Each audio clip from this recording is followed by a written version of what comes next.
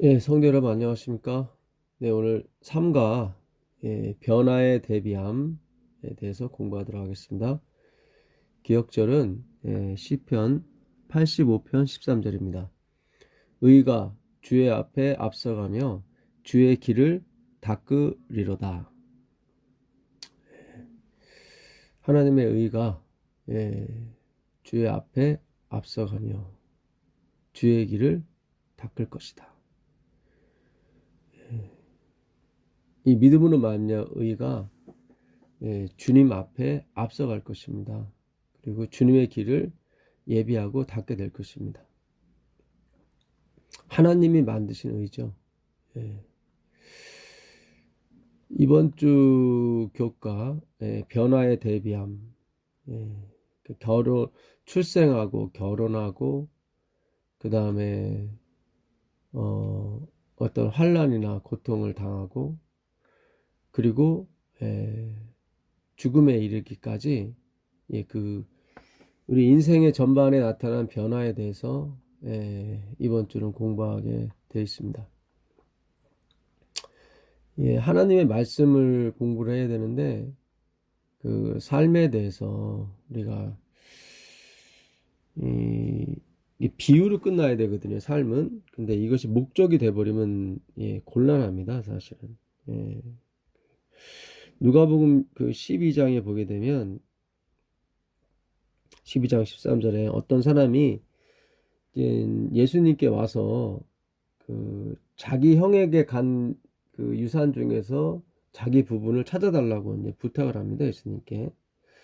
13절에 무리 중에 한 사람이 이르되 선생님 내 형을 명하여 유산을 나와 나누게 하소서 하니 이르시되 이 사람아 누가 나를 너희의 재판장이나 물건 나누는 자로 세웠느냐 하시고 그들에게 이르시되 삼가 모든 탐심을 물리치라. 사람의 생명이 그 소유에 넉넉한 데 있지 아니하니라. 그러니까 예수님은 그 사람의 재판장이나 이 실생활의 어떤 문제를 해결해 주는 게 목적이 아니다 이 말씀이죠. 그분이 오신 것은 예수님께서 이 땅에 오신 것은 우리의 이 삶에 개입을 하셔서 우리 삶을 이렇게 좀 평화롭게 해주고 고치는 데까지가 그분의 목적이 아니라 이 말씀이죠. 물론 그것도 해주세요. 다 해주시는데 그것이 목적이 아니라 우리를 죄에서 이 사망에서 죄와 사망에서 구원하셔서 영원한 생명으로 이끌어 가시는 것이 그걸 이루시는 과정에서 하나님의 은혜만이 우리가 추구해야 될 바라는 것을 그러니까 하나님의 공로만이 찬양과 경배를 받으시는 것이 그것이 곧 하나님이죠. 그것을 입증하시기 위해서 오신 분이 예수님이거든요. 그러니까 그 방향으로 가야 되는데 이번 주 교과는 우리 삶에게만 적용을 시켜주는 그런 교과가 되어버리고 말았습니다. 이런 결과들은 다 이 행위로 말미암는 의 사상, 그러니까 인본주의와 율법주의가 우리 교회에 팽배하고 있음을 우리가 좀 알 수가 있습니다. 그래서 좀 전체적으로 이번 주 교과는 좀 무겁습니다. 다 내가 뭔가를 해야 되거든요. 내가 결정을 내려야 되고 저번 주도 그랬지만 내가 판단을 해야 되고 내가 고난에 대한 어떤 의무감을 또 겪어야 되고 뭐 죽음에 관해서도 마찬가지입니다. 그래서 이번 주 교과 일요일 날 예언의 시내도 보게 되면 우리 백성들은 하나님의 말씀을 이해할 필요가 있다. 그렇죠. 이 하나님의 말씀이 우리 삶에 적용되는 것이 아니라 우리 생명에 적용이 된다는 얘기죠.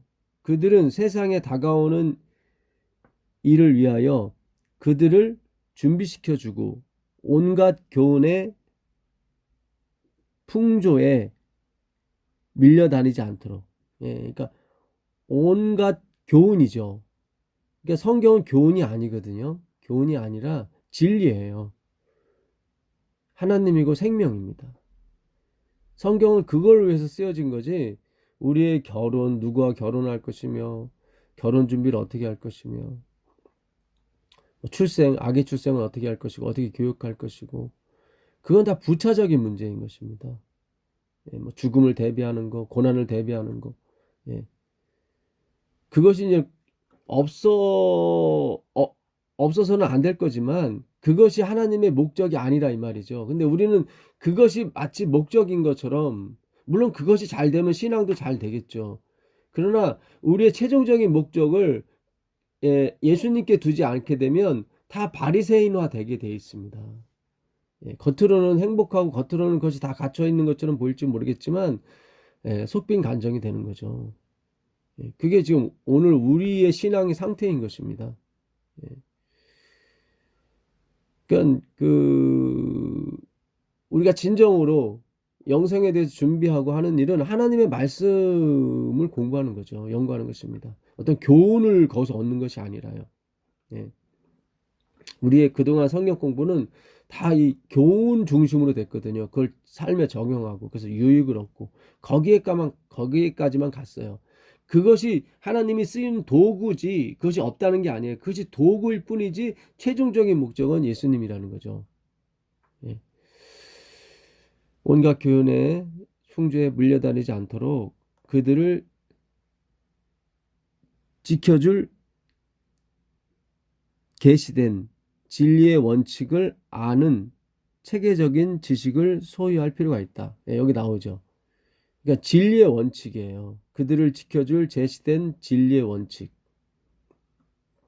그래서 그들을 지켜줄 그 계시된 진리의 원칙이 뭐냐면 믿음으로 말미암의 오직 예수님에 의해서 우리의 삶이 준비되고 우리의 삶이 진행된다는 거죠. 그 원칙을 아는 체계적인 지식을 소유할 필요가 있다는 거죠. 증언보감 2권에 있는 말씀인데요. 이게 굉장히 중요한 것입니다. 그래서 엘렌 G 화이트는 뭔가를 알고 썼는데 구체적으로 설명은 이 고려에서는 안 해주셨어요. 그 월요일 날도 보게 되면 만일 남녀들이 결혼을 생각하기 전에 하루에 2번씩 기도하는 습관을 가지고 있었다면 결혼을 앞둔 단계에 있어서는 하루에 4번씩 기도해야 한다. 결혼은 이 세상과 내세에 있어서 그대들의 생애에 가마를 끼치고 영향을 주는 어떤 것이다. 교회에 보내는 권면 115페이지입니다.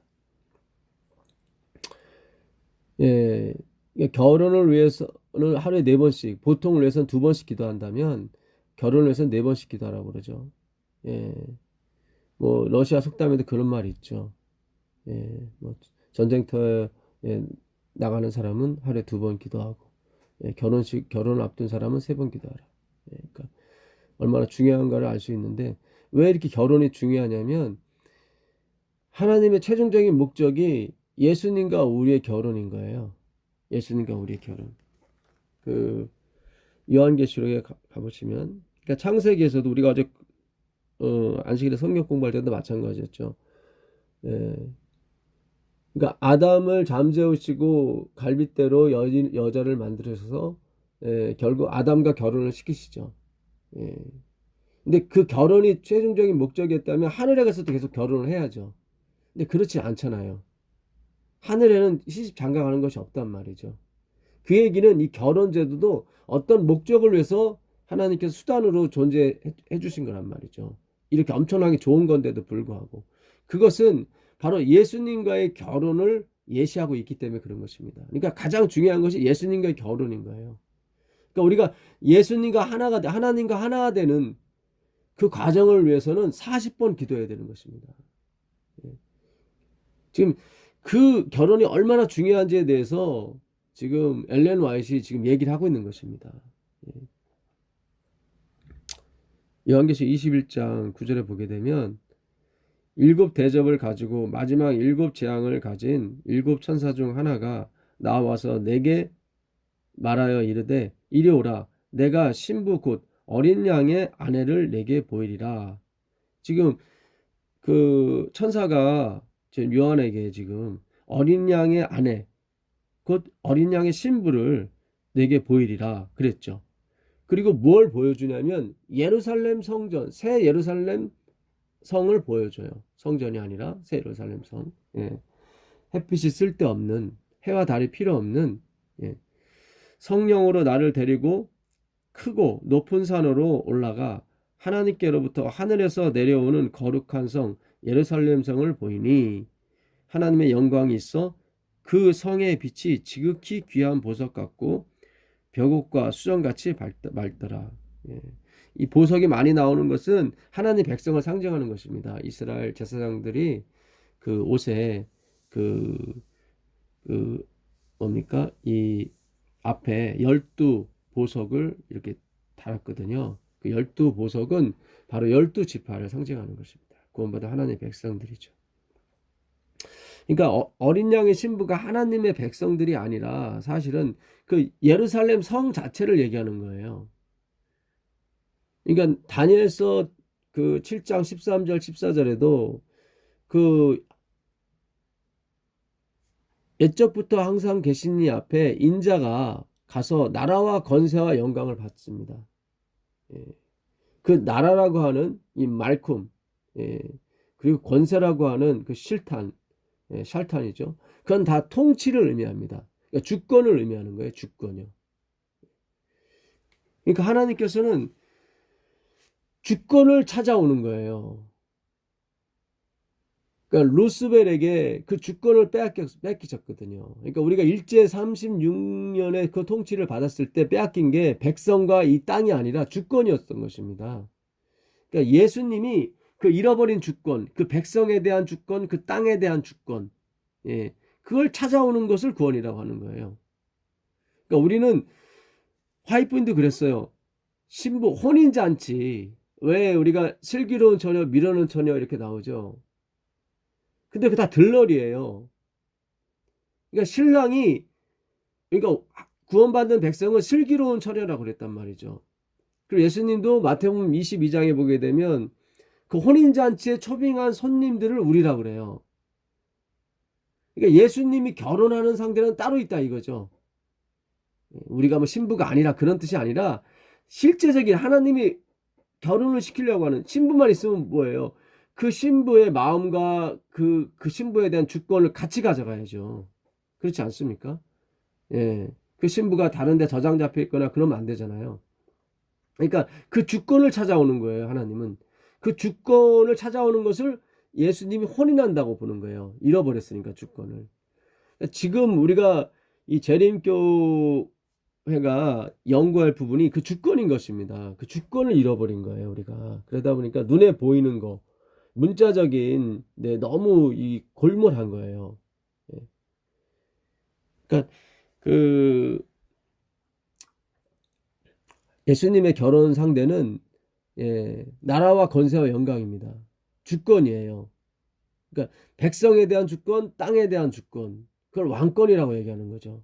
그러니까 우리도 사실은 그의 신부가 맞긴 맞아요. 맞는데 진짜 예수님이 그 결혼하고자 했던 것은, 예, 우리가 아니라 주권이에요. 주권을 찾게 되면 우리도 다 따라가게, 땅도 따라가게 돼 있거든요. 예. 그러니까 오늘 우리가 성경을 공부해야 되는 방향이 정해진 거예요. 주권인 거예요. 그러니까 처음에 율법을 주어졌을 때도 이번 주 교과에 이제는 저자분께서도 금요일 날 그 신명기, 또 목요일 날 그 죽음에 대해서 준비하면서 열왕기상 2장에 대해서 이렇게 말씀을 또 하십니다.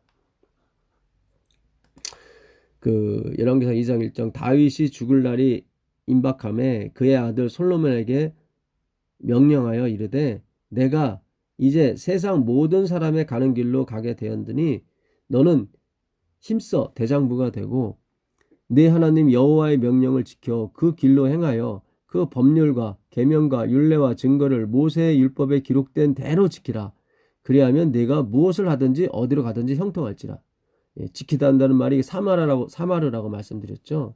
마음에 새기는 거예요. 그러니까 이거 자체가 우리가 할 수 있는 게 아니에요, 사실은. 어쨌든 다윗이 이제 유언을 남기는데 이제 모세의 율법에, 그 솔로몬에게 유언을 남기는데 모세의 율법에 기록된 대로 대로 지켜라. 그리하면 네가 무엇을 하든지 어디로 가든지 형통할지라. 근데 다윗의 생애를 보게 되면 그걸 지킨 사람이 아니에요, 사실은. 밧세바를 범하고, 우리아를 죽이고, 아주 좀, 정말 우리로서는 상상할 수 없는 죄인이죠, 사실은. 그리고 신명기 4장에도 저자분께서 이제 금요일 날 써지죠. 4장 1절에 이스라엘아 이제 내가 너희에게 가르치는 규례와 법들을 듣고 준행하라. 그리하면 너희가 살 것이요 너희 조상의 하나님 여호와께서 너희에게 주시는 땅에 들어가서 그것을 알게 되리라. 그러니까 계속 이번 주 교과의 마지막은 율법을 지키라는 거예요. 뭐 의무를 다해라. 이렇게 좀 어두워요. 다 전반적으로 내가 해야 돼요. 다 모든 걸 결혼도 내가 기도해서 준비해야 되고 아이 출산도 내가 뭐 잘못 먹고 내가 잘못 생각하면 아이한테 다 유전이 되고 그러니까 조심해라. 정말 숨 막힐 정도로 그 율법을 계속 제시를 합니다. 여러분 우리가 정말 우리 자녀한테 좋은 것만 줄 수 있습니까? 아니요. 내 본성은 어떻게 고칠 수가 없잖아요. 그러니까 엘렌 화이트의 글을 전체를 보지 못하고 이렇게 패러그래프만 하다 보면 그러니까 우리의 어떤 이 저자분도 전반적인 어떤 신앙관이 어떻게 보면 율법주의예요. 제가 뭐 판단할 뭐 그런 능력은 못 되지만 이번 주 교과로만 봐서는 그렇다 이 말이죠. 계속 그 화요일 날도 그런 얘기를 하세요. 그러니까 엄마의 잘못된 습관과 엄마의 잘못된 성격이 아이한테 다 전해진다. 그럼 어떻게 하라고요? 우리가 제대로 못 산 사람은 뭐 그러면 이제는 뭐 희망이 없다는 얘기입니까? 그게 아니잖아요. 우리가 예수님을 믿게 되면 그 얘기예요. 우리가 예수님을 믿게 되면 예수님의 모든 좋은 성질이 그분이 우리의 아버지가 되니까 그분의 모든 성질이 나한테 유전이 되는 거예요. 그거를 가르쳐 주려고 엘렌 화이트를 통해서 그 얘기를 한 거예요. 어머니가 잘못된 습관과 잘못된 품성을 가졌을 경우에 아이한테 그대로 간다. 그 얘기는 뭐냐면 예수님이 하나님이 우리의 주인이 되고 우리 아버지가 되었을 때 그분의 그 신성 품성이 다 우리한테 올 수밖에 없다는 거예요. 그래서 그리스도를 조명하기 위해서 그 글을 쓴 거지. 우리가 이 땅에서 잘 먹고 잘 살고 그러니까 예수가 없는 옛날에 우리 사대부 집안에 얼마나 교육이 심했습니까? 정말 더러운 거 생각지도 않으려고 했고 조선왕조 500년이 그랬고 고려 왕조 500년이 그랬어요. 도덕과 윤리에 정말 집착을 해서 그거를 가르치기 위해서 뭐 연료문도 세우고 뭐 효녀상도 세우고 효부상도 세우고 효부문도 세우고 효자산도 생기고 그랬지 않았습니까? 그러나 안으로는 다 골마 같단 말이죠. 썩어 갔단 말이죠. 왜냐하면 우리의 본성 자체를 바꿀 수가 없으니까. 그러니까 성경은 연애신도 마찬가지고 다 예수님을 상징하는 것입니다. 그래서 우리가 예수님을 받아들이게 되면 그분의 유전적인 형질이 다 우리한테 전가가 되는 거예요. 그래서 우리가 구원을 얻게 되는 것입니다. 신명기 4장 2절도 내가 너희에게 명령하는 말을 너희는 가감하지 말고 내가 너희에게 내리는 너희 하나님 여호와의 명령을 지키라. 여호와께서 바알볼의 일로 말미암아 행하신 바를 너희가 눈으로 보았거니와 바알볼을 따른 모든 사람을 너희의 하나님 여호와께서 너희 가운데서 멸망시키셨으되 오직 너희의 하나님 여호와를 부터 떠나지 않은 너희는 오늘까지 다 생존하였느니라. 내가 나의 하나님 여호와께서 명령하신 대로 규례와 법들을 너희에게 가르쳤나니 이는 너희가 들어가서 기업으로 차지할 땅에서 그대로 행하게 하려 함이라. 그러니까 하나님의 말씀 모든 법도와 규례를 그대로 다 행하라는 거예요. 그러면 너희가 생존하고 죽지 않는다는 거예요. 이게 다 내가 해야 되는 거예요. 그래서 결국 6장까지 갑니다. 이게 계속 이게 30장까지 갔는데 우리가 저번 주 교과에도 공부했다시피 계속 신명기 자체가 계속 그 얘기를 해요. 그 6장 4절도 보시면 이스라엘아 들으라 우리 하나님 여호와는 오직 유일한 여호와시니 너는 마음을 다하고 뜻을 다하고 힘을 다하여 내 하나님 여호와를 사랑하라. 오늘 내가 내게 명하신 이 말씀을 너는 마음에 새기고 내 자녀에게 부지런히 가르치며 집에 있든지 길을 갈 때든지 누워있을 때든지 일어날 때든지 말씀을 강론할 것이며 너는 또 그것을 손목에 매어 기호를 삼고 내 미간에 붙여 표로 삼고 내 문설주 바깥문에 기록할지니라. 그러니까 이 모든 것을 해야 되는 그 주체가 나예요, 다. 근데 여기서 실패를 한 거죠. 여기서 이스라엘들이 결국 자기들의 선택은 했지만 그 선택을 행할 수 있는 능력은 없다는 거죠. 그래서 얼마 못 돼서 이들이 다 범죄를 하게 됩니다. 그러니까 여기까지 가야 되는데, 그래서 구세주께 예수님께 가는 것까지 이번 주 교과가 형성이 돼야 되는데 그러지 못하고 목요일이나 금요일이나 다 규례와 법도를 지켜라. 그래야 생존하고 그렇지 않으면 멸망에 당한다. 그렇게 하고 끝났단 말이죠. 그거를 인본주의, 율법주의, 행함으로 만명 의라고 그러는 것입니다. 예수님께 못 가는 거예요. 요한복음 5장 39절에 너희가 영생을 얻기 위해서 매일 성경을 읽고 연구하지만 이 모든 성경이 다 내게 대해서 증거하는 것이다. 그러나 너희가 영생을 얻기 위해 내게 오려고 하지 않는다. 당연하죠. 서로의 영광을 구하니 법도와 규례를 지키는 데만 목적을 두고 있으니 어떻게 예수님께 올 수가 있겠습니까? 그래서 예레미야가 그 유다가 멸망할 때 예레미야에게 하나님께서 이런 약속을 주시죠. 31장 31절 보게 되면 여호와의 말씀이니라. 보라, 날이 이르리니 내가 이스라엘 집 유다 집에 새 언약을 맺으리라. 이렇게 옛 언약, 너는 이 규례와 법도를 모세에 기록된 대로 그대로 지키라 하는 그 모든 그 언약을 세웠는데 그게 깨졌단 말이죠. 그래서 유다 집에 새 언약을 세우시는 거예요. 이 언약은 내가 그들의 조상들의 손을 잡고 애굽 땅에서 인도하여 내던 날에 맺은 것과 같지 아니하다. 그러니까 아까 신명기 4장이나 열왕기상 2장에 나오는 그런 약속과 같지 않다는 거예요. 그러니까 내용이 잘못된 게 아니라 반드시 우리는 규례와 법들을 지켜야 되죠. 착한 사람이 하늘나라 가야 되죠. 그건 맞습니다. 근데 우리는 착하지 못하니까 문제가 심각한 거예요. 우리는 지키지 못하니까 심각한 거예요. 그러니까 그날에 맺은 것과 같지 않다는 거예요. 그러니까 주체가 바뀐다는 거죠.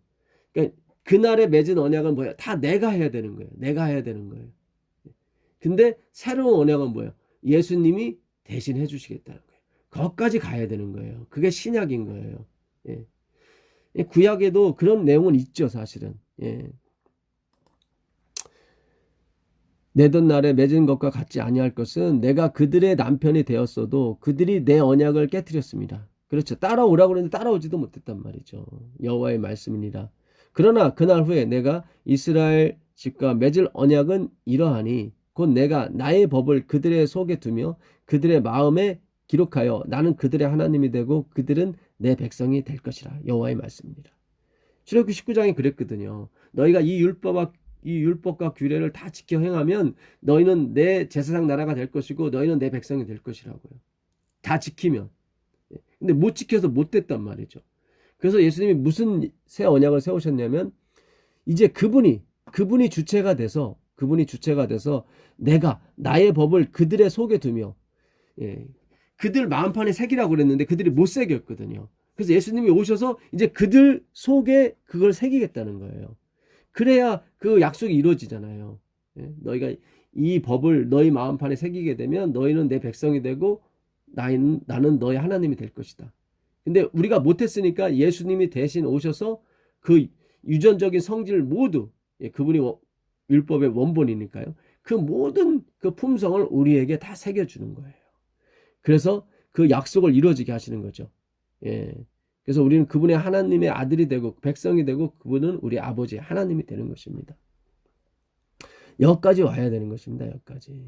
그래서 엘렌 화이트도 그런 말씀을 하세요. 부조와 선지자 370페이지 보게 되면 여호와께서 아브라함에게 내가 내 언약을 나와 너와 네 대대 후손 사이에 세워서 영원한 언약을 삼고 너와 내 후손의 하나님이 되리라고 선언하셨다. 비록 이 언약은 아담과 맺어지고 아브라함에게 되돌아왔으나 그리스도의 죽으심까지는 비전될 수 없었다. 예. 그러니까 아무리 하나님이 이스라엘과 약속하고 아담과 약속하고 아브라함과 약속할지라도 그 비전은 그리스도의 죽으심까지는 계속 유보가 되는 거예요.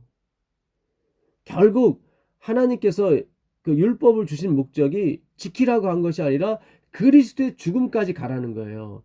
그 죽음까지, 그 그리스도의 죽음, 당신의 아들이 그 약속을 이루는 것에 모든 포커스를 맞추라 이 말이죠. 예. 결국 모든 율법을 주신 목적은 십자가까지 가는 것이 목적인 거예요. 그러니까 결혼제도, 뭐 출생제도, 이런 모든 제도를 주신 목적은 예수님의 탄생과 예수님과의 결혼, 그것이 목적이었다 이 말이죠. 근데 이번 주 교과는 그것이 내용이 없는 거예요. 예수님의 옛자도 발견할 수가 없어요. 예, 다 율법을 지키라고만 얘기돼 있죠. 그러니까 안타까운 거예요, 사실은요. 그것은 구속에 대한 첫 통고가 주었을 때로부터 하나님의 약속으로 말미암아 존재했고, 믿음으로 받아들여졌다. 예. 그러니까 이거는 옛날부터 하나님이 돌아가셔야 이 문제가 해결되고 우리의 문제가 해결된다는 것은 옛날부터 이미 존재했었다는 이 말이죠. 371페이지입니다. 아브라함과의 언약의 구원의 약속이 포함되었더라면 왜 신의 산에서 다른 언약을 세우셨을까? 그렇죠. 아브라함에게 약속해줬다면 왜 신의 산에서 율법을 줘서 또 다른 약속을 주셨을까? 그것은 우리를 나땡니스, 우리를 1차적으로 죽여야 되기 때문에, 우리를 완전히 티끌로 만드는 다음에 은혜를 부어주는 것이 그분의 하늘의 법칙이기 때문에 율법을 주셨다는 거예요. 백성들은 노예 생활을 하는 동안 하나님께 대한 지식과 아브라함과의 세운 언약의 원칙을 대부분 잊어버렸다. 그렇죠. 이 은혜의 법칙을 다 잊어버린 거예요. 그 얘기는 뭐냐면 자신만을 아는 그 이기적인, 그리고 자신의 실력과 자신의 능력으로만 이 세상을 살아갈 수 있다는 그 이방신들에게서 배운 그런 모든, 이방신들한테 어떻게 잘 보일까, 이게 다 자기의 능력이죠. 그거에 다 이렇게 사무쳤기 때문에 하나님의 은혜의 법칙을 다 까먹은 거예요. 하나님께서는 그들을 애굽에서 구원하실 때 그들이 당신을 사랑하고 신뢰할 수 있도록 당신의 능력과 자비를 그들에게 나타내고자 하셨다. 그러니까 하나님의 자비가 무엇인지를 알게 하기 위해서 그들을 홍해 가까로 인도하였고, 그들이 하나님께 막 원망했을 때도 그들이 계속 하나님께 대한 불신을 나타냈을 때도 하나님은 그들에게 계속 자비를 나타내셔서 당신이 어떤 사람인가를, 어떤 신인가를 나타내 보셨다는 거죠. 그리고 그들이 자신의 무력함과 하나님의 도우심의 필요를 깨닫도록 하기 위하여 그들을 홍해, 곧 애굽의 추격을 받았을 때 도망할 길이 없어 보이는 곳으로 인도하셨다.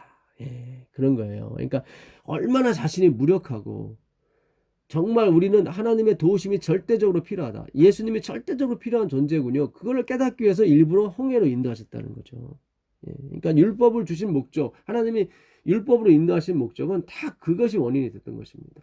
그러니까 엘렌 화이트도 재림교회를 세운 목적이 바로 이 율법주의, 바리새인의 경험을 반드시 해야 될 필요성이 있다는 거죠.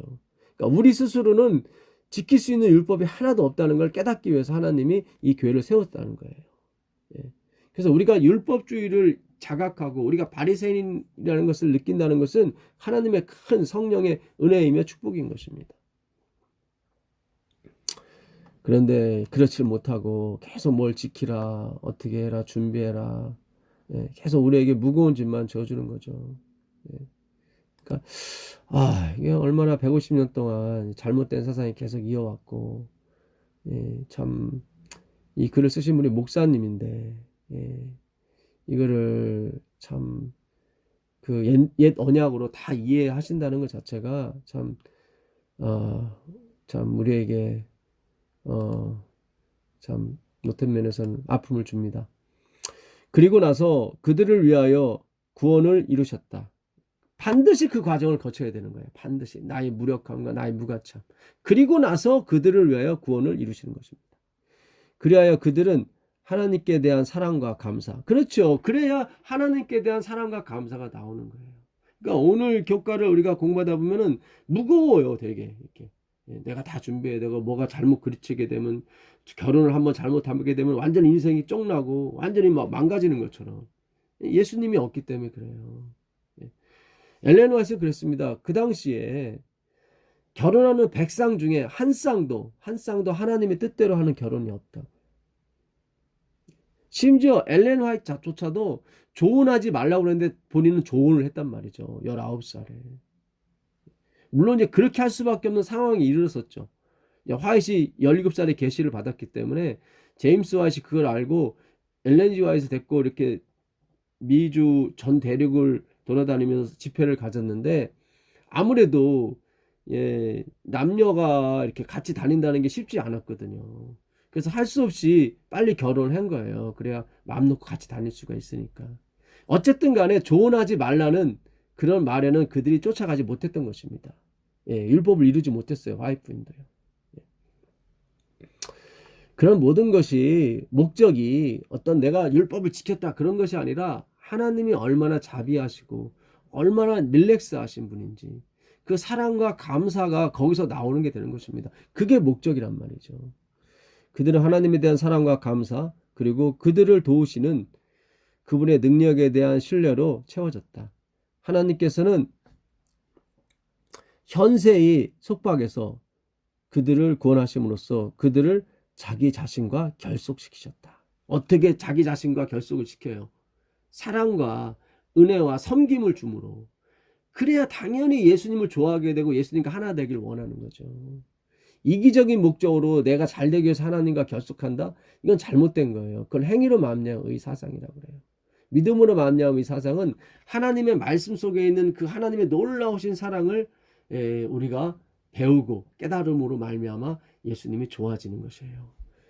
그래서 반드시 말씀 연구가 필요한 것입니다. 그러나 그들의 마음에 새겨져야 할 더 큰 진리가 있었다. 그들은 우상 숭배와 부패 가운데서 살았으므로 하나님의 거룩하심, 그들의 마음속에 가득 찬 죄악, 그들 스스로는 하나님의 율법을 순종하기에 전혀 무능함, 구세주의 필요 등에 대하여 바른 개념을 가지고 있지 않았다. 이 모든 것을 그들은 배워야 했다. 오늘날도 마찬가지예요. 우리가 얼마나 무능한지, 하나님의 율법에 대해서 순종하기가 얼마나 불가능한 존재인지, 그리고 하나님이 얼마나 필요한 존재인지, 그것에 대해서 바른 개념을 지금도 가지고 있지 않습니다. 우리는 이 모든 것을 계속 배워야 하는 것입니다. 주님 오실 때까지. 하나님께서는 그들을 신의 광야로 인도하사 당신의 영광을 나타내 보이시고 그들에게 순종을 조건으로 큰 축복을 약속하시면서 당신의 율법을 주셨다. 처음에 이렇게 준 거예요. 순종하면 너희가 생존하고 복받을 수 있다. 그래서 그들로 어떻게 해요? 자기 힘으로 한번 해보도록 허용하신 거죠. 그래야 자기들이 무능함을 깨달을 수 있거든요. 너희가 내 말을 잘 듣고 내 언약을 지키면 너희가 내게 대하여 제사장 나라가 되며 거룩한 백성이 되리라. 백성들은 그들의 마음의 죄악과 그리스도 없이는 그들이 하나님의 율법을 지킬 수 없다는 것을 인식하지 못하면서도 선뜻 하나님과 언약을 맺었다. 그러니까 잘못된 언약을 그들이 선뜻 해버린 거예요. 우리가 저번 주에도 공부했지만 여호수아가 오늘날 너희 선지자를 택하라. 그랬더니 그들이 내가 하나님을 택할 것이고 결코 버리지 않을 것입니다. 그랬지만 여호수아가 다시 말하죠. 24장 19절 21절에 보게 되면 너희가 결코 하나님을 섬기지 못할 것이다. 어떻게 그 거룩한 분을 너희가 더러운 너희가 섬길 수 있냐. 이렇게 자기 인식을 시켜줬음에도 불구하고 그들은 끝끝내 아닙니다. 나는 그분을 섬기겠다고 그렇게 나왔잖아요. 그게 잘못된 건데. 이 참 교과의 방향이 이게 계속 이렇게 엉뚱한 방향으로 가기 때문에 계속 제가 참 이 말씀을 안 드릴 수가 없게 되었습니다. 자신들의 의를 세울 수 있으리라는 생각으로 그들은 여호와의 모든 말씀을 우리가 준행하리이다 라고 선언하였다. 그러니까 잘못됐다는 거죠. 하나님이 율법을 주신 목적은 주님, 저는 이걸 지킬 수가 없어요. 제가 어떻게 이걸 지킬 수가 있겠어요. 그 대답을 원하셨는데 그들은 선뜻 내가 반드시 주님을 섬기리이다. 내가 반드시 규례와 율법을 다 지키겠습니다. 이렇게 선뜻 약속을 했다는 거죠. 예. 그래서 이번 주 교과에도 그 고린도 전서에 관한 얘기가 맨 처음에 나옵니다. 예. 그래서 그 가늠하다가 고린도서 10장 8절에 저희 중에 어떤 이들이 가늠하다가 하루에 23,000명이 죽었나니 우리는 저희와 같이 가늠하지 말자. 예. 이렇게 되게 되면은 하나님이 창녀도 구원하시면 안 되고, 예. 창기의 친구가 돼서도 안 되죠. 만약에 이 간음이 목적이, 방지하는 게 목적이었다면. 이 이야기는 23,000명이 죽은 이야기, 민수기 25장에 있는 이야기입니다. 25장 1절, 이스라엘이 시딤에 머물러 있더니 그 백성이 모압 여자들과 음행하기를 시작하니라. 그 여자들이 그 신들에게 제사할 때 백성을 청함에 백성이 먹고 그들의 신들에게 절함으로 이스라엘이 바알브로에게 부속된지라. 그러니까 하나님께 속하지 않고 바알브로에게 속하게 됐어요. 누구 때문에? 모압 여인 때문에. 여호와께서 이스라엘에게 진노하시니라. 여호와께서 모세에게 이르시되 백성의 두령들을 잡아 태양을 향하여 여호와의 앞에 목매어 달라. 그리하면 여호와의 진노가 이스라엘 앞에서 떠나니라. 그래서 결국 이날 24,000명이 죽게 됩니다. 민수기에 24,000명이라 나왔는데 고린도서 23,000명으로 나왔어요. 그러니까 그들이 모압 여인과 간음을 했다는 얘기는 다른 신을 섬겼다는 얘기예요. 다른 신을. 그러니까 예수님 외에 다른 방법으로 구원을 얻는 길, 그게 바알브올에 속한 거예요. 바알브올에. 그러니까 아까 신명기 4장에도 그 바알브올에게 속해서 너희들이 무슨 꼴을 당했는지 알지 않느냐, 그 얘기를 하면서 계속 규례와 법도를 지키라고 나오죠. 그것은 간음에 초점을 맞춘 것이 아니라 우상을 숭배하지 말라는 거예요. 물론 처음에는 그 모압 여인이 자기의 몸을 이용해서 그렇게 유혹을 했겠죠.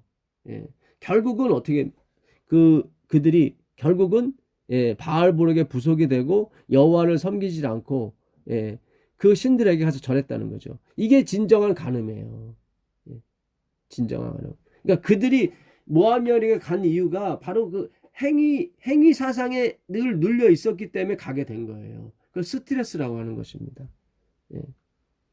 그러니까 예수님을 믿게 되면 그것이 없어지죠. 그래서 우리가 예수님을 찾게 되는 것입니다. 그러니까 그 고린도서 10장에 가보시면 그들이 신령한 음식과 신령한 물을 먹었다고 나와요. 1절부터 보시면 형제들아 너희가 알지 못하기를 내가 원치 아니하노라. 우리 조상들은 다 구름 아래 있고 바다 가운데로 지나며 모세에게 속하여 다 구름과 바다에서 침례를 받고, 이게 문제예요. 모세에게 속했다는 게. 우리는 모세에게 속한 것이 아니라 그리스도께 속해야 되는 것입니다. 그러니까 그들이 율법주의로 처음부터 간 거예요. 잘못된 약속 때문에. 그래서 모압 여자를 쫓아가게 됐고, 왜냐하면 처음부터 자기가 지킬 수 없는 것을 지킨다고 했기 때문에 지키지 못하는 것이 증명이 돼야 되거든요. 그러니까 모압 여자한테 간 거예요. 지키지 못한 것을 하나님이 시켜야 되기 때문에. 그래서 결국 자신들의 힘으로는 아무것도 할 수 없다는 것을 그들이 아주 평생 절절히 깨닫게 된 거죠. 다 같은 신령한 식물을 먹으며 다 같은 신령한 음료를 마셨으니, 다 뭐예요? 이 사람들은 정말 좋은 음식, 정말 좋은 물을 먹었습니다. 그걸 또 선택했고요. 이는 저희를 따르는 신령한 반석으로부터 마셨음에 그 반석은 곧 그리스도시라. 그러니까 그들이 신령한 음식, 신령한 물이 그리스도를 상징한다는 것을 깨달았어야 되는데 그것이 아니었죠. 그냥 신령한 음식, 물에만 멈추고 말았던 거예요. 도덕과 윤리에만 멈추고 말았던 거예요.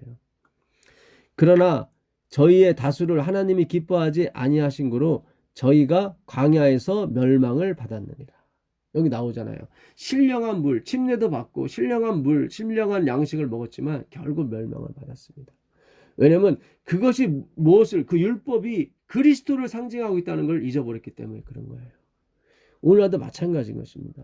예, 그래서 바울이 그런 얘기를 또 12절에 해요.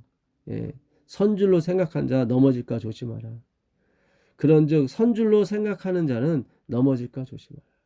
그러니까 내가 도덕과 윤리를 지키고 있다고 해서 그것이 내가 구원의 보장이냐? 그것이 아닌 것입니다. 진정한 도덕과 윤리는 예수 그리스도께 가는 거예요. 창조주께 가는 거예요. 그분만이 능력이고 그분만이 도덕과 윤리라는 것을 우리가 깨닫는 거예요. 그것이 진정히 우리가 지켜야 될 율법의 기본 원칙인 것입니다. 그것이 도덕과 윤리인 거예요. 그것을 오늘 우리가 잊어버리게 된 거죠.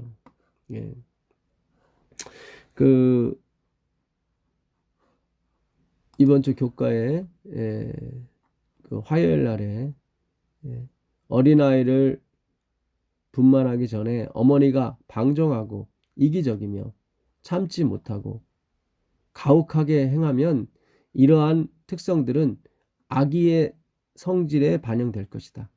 이리하여 많은 아동들은 악에 대하여 거의 제지할 수 있는 성벽을 유산으로 받는다. 그러니까 제지할 수 없는, 그러니까 악에 대하여 거의 제지할 수 없는 성벽을 유산으로 받는데요. 재림신도의 가정 256페이지입니다. 그러니까 이런 글만 이렇게 딱 놔버리면 우리가 내가 좋은 생각하고 좋은 음악 듣고 내 성격을 착한 성질을 갖게 되면 내 아이도 그렇게 돼서 구원을 받겠구나. 이렇게 예수님 없는 행위로 말미암는 사상을 계속 갖게 됩니다. 그러니까 예언의 신도 연구를 해야 돼요. 이렇게 한 패러그래프만 갖다 놓으면은 이거를 재림신도가 아니고 예수님을 믿지 못한 상태에서 막 엉망진창으로 살아서 아기를 낳은 부모는 어떻게 합니까? 희망이 없잖아요. 그거는 하나님의 복음이 아니에요. 그거는 사탄이 주는 기별이지 그건 하나님이 주시는 기별이 아닌 것입니다. 이 기별이 우리를 낫생으로 만드는 데는 도움을 줄 수는 있죠. 그쪽으로 간다면 상관이 없어요. 아주 좋은 기별이에요. 근데 이번 주 교과는 그 예수님께 가라는 그런 모든 것이 예수님을 상징하고 있다는 그런 말씀이 없거든요. 그러니까 우리가 이런 식으로 모든 성경과 예언을 읽어왔기 때문에 율법주의, 바리새인 경험을 할 수밖에 없었습니다. 그것이 또 하나님의 뜻이었던 거예요.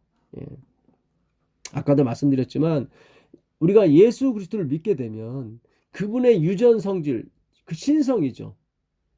자기를 부인할 수 있는 그런 모든 것들의 성질이 내 마음속에 유전이 되는 것입니다. 그것을 위해서 하나님이 이 글을 쓰신 거예요. 그렇게 하라고. 우리 인간 중에 의인이 누가 있습니까? 아무도 없죠.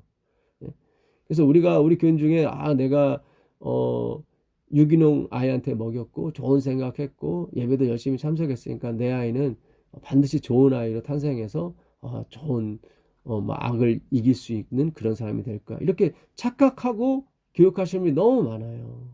그런 게 아니거든요. 그런 게 아니에요. 신령한 음식, 신령한 음료를 먹었다고 해서 우리 아이가 그렇게 자라는 게 아니에요. 그런 것이 아닌 것입니다.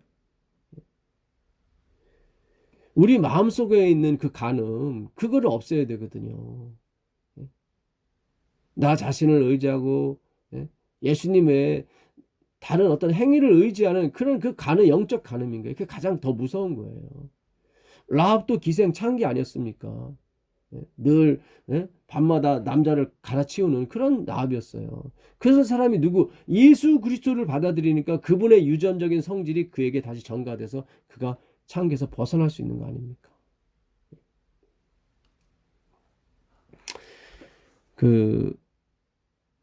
엘렌 화이트이 그런 글을 썼습니다. 가렙 부분 기별 1권 385페이지에 보게 되면 재림교회의 설립 목적에 대해서 그가 글을 썼습니다. 그리스도께서는 저들을 가죽 부대로 사용하는 마른 가죽 부대로 상징하셨다. 그리스도의 복음은 그런 가죽 부대에 담을 수가 없었으므로 지금 바리새인들을 지금 비유해서 얘기하는 것입니다. 그 화했을진저 서기관과 바리새인들이요, 외식하는 자들이요, 그 장을 지금 설명하는 거예요. 엘렌 G. 화이트이. 그러니까 하나님의 그 복음을 그들은 마른 가죽 부대에는 담을 수가 없었다는 거죠. 저들 마음속에 간직할 수 없었다. 또한 저들은 주님의 새 포도즙을 담을 수 있는 새 가죽 부대가 될 수도 없었다. 그렇죠. 행위에 계속 닳고 다른 그 가죽 부대에 터져버리죠. 말랐으니까. 새 가죽 부대는 어때요? 신축성이 좋거든요. 그래서 이렇게 안에서 부풀어도 술이 돼서 이렇게 부풀지라도 그걸 다 받아낼 수가 있어요. 근데 마른 가죽 부대는 조금만 부풀게 되면 바로 터져버립니다. 왜냐면 릴렉스가 안 되기 때문에. 릴렉스가 유연성이 없기 때문에 그렇다 얘기죠. 그러므로 그리스도께서는 당신의 진리의 생명의 교리를 담을 가죽 부대를 서기관이나 바리새인들이 아닌 다른 데서 찾을 수밖에 없었다. 주님께서는 중생의 체험을 기꺼이 바라는 사람들을 찾으셔야만 했다. 이건 뭐예요? 오라 나는 사망의 몸이로다. 이 사망의 몸에서 누가 나를 건져내랴. 이렇게 부르짖는 사람을, 중생의 체험을 원하는 사람들, 그런 사람들 찾으셨다 이 말이죠. 주님께서는 사람들에게 새 마음을 주시기 위하여 오셨다. 주님께서는 새 마음을 너에게 줄 것이라고 말씀하셨다. 그러나 그리스도의 시대에 있어서나 오늘날에 있어서나 스스로 의롭다 하는 정신은 새 마음을 가질 필요성을 느끼지 않는다. 그러니까 우리가 침례받은 다음에 상상 임신을 해서 나는 새 마음을 받았다. 이렇게 착각하시는 분들이 있는 것 같아요. 침례가 아니라 성령의 침례를 받으셔야 되는 거예요. 많은 목회자분들이 착각을 많이 하시는 것 같아요. 사실은.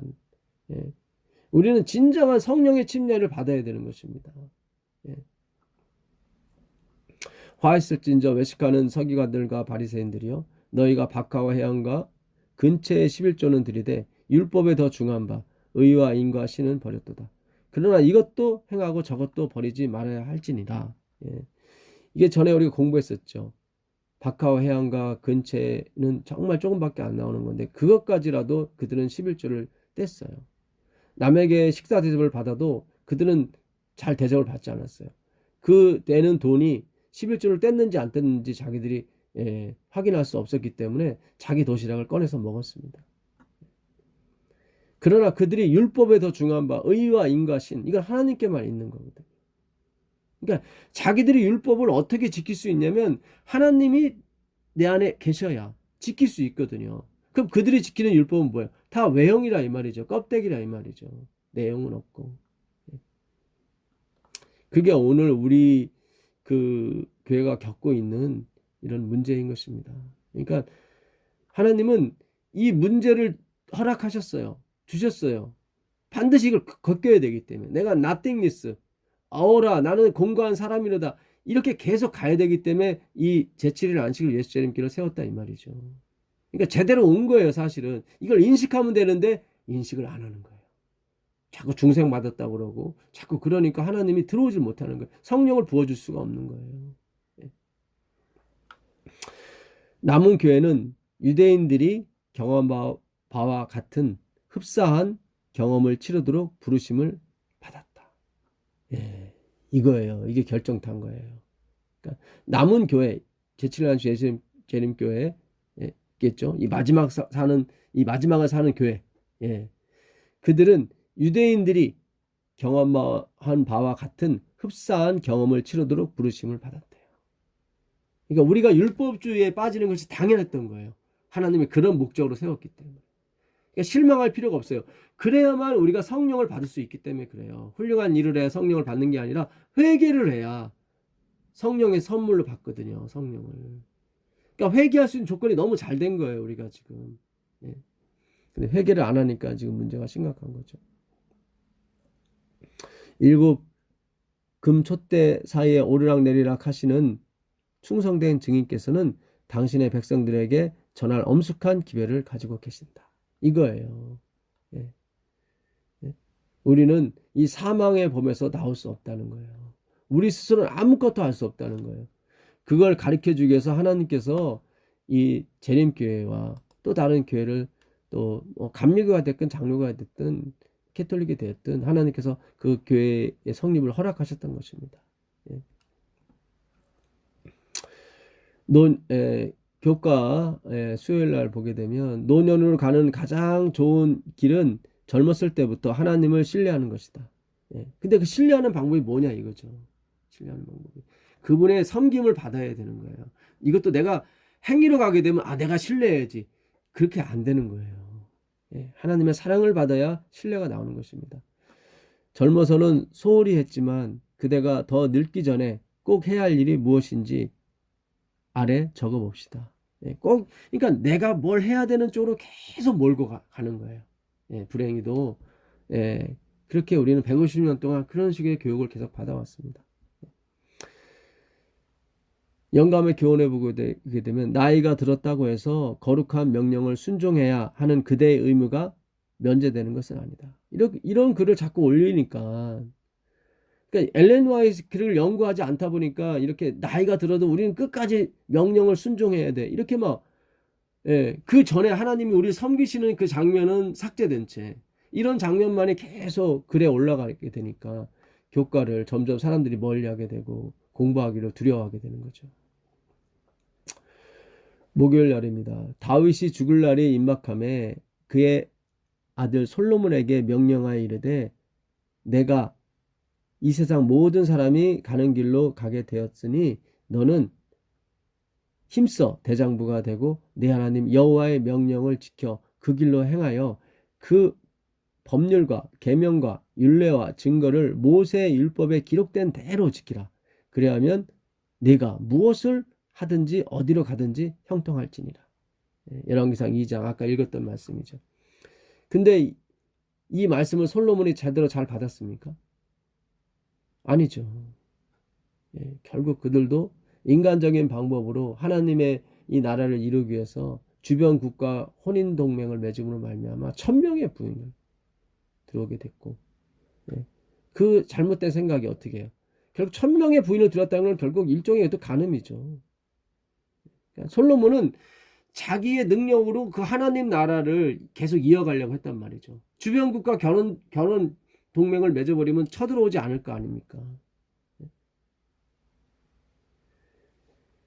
결국 그런 우상을 그 부인들이 가져온 우상 결국 영적 간음으로 이어지게 된 거죠. 그러니까 이 행위로 만나는 이 자기 본위 사상, 인본주의 사상은 반드시 그 결말이 나게 돼 있습니다. 이렇게 영적 간음으로 가게 돼 있어요. 또 육적 간음으로 가게 돼 있습니다. 그래서 결국 솔로몬이 이 아버지의 뜻을 따라 살지 못하죠. 그러나 그가 구원을 받습니다. 왜요?